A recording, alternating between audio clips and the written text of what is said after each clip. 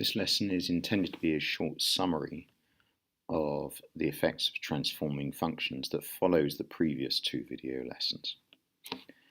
So if you take any old function, f of x, and you add a constant to the end of it, the effect of that is that the whole graph moves up by the value of that constant. In other words, all the y values increase by k. Okay? For example, if we took y equals x squared as our original function and we turned it into x squared plus 2, the graph would have exactly the same shape, it would just move up by 2.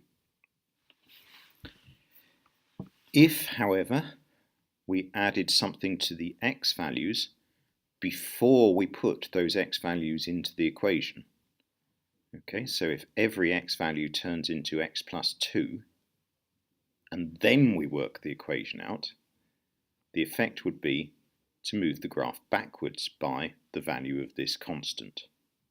Okay, so if we started with a simple function, x squared, and we change to x plus 2, so we're adding 2 first, and then we're putting it into the squared, the graph would move backwards by 2. So every x coordinate would be reduced by 2. There is a pattern here. Notice that both of these transformations I'm adding something, and both of them are shifts. If I take the entire function and make it negative,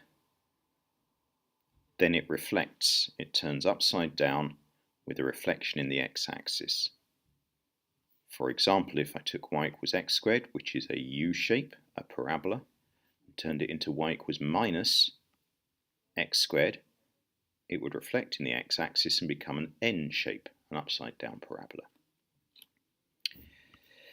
However, if I make the x negative before I put it into the formula, the effect will be to flip it back and forwards around the y-axis, so this time it reflects about the y-axis.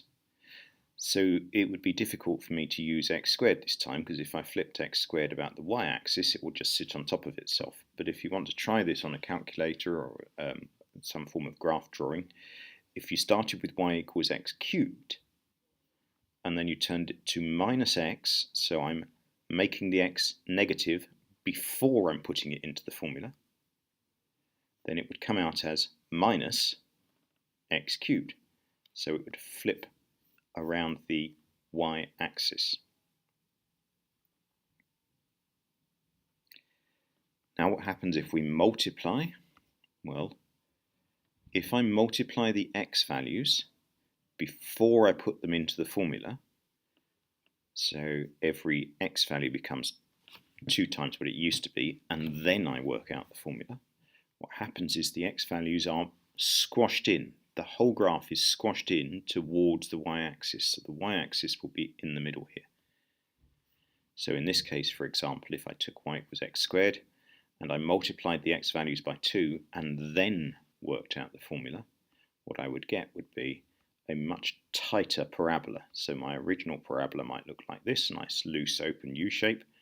My new parabola would be a much tighter one.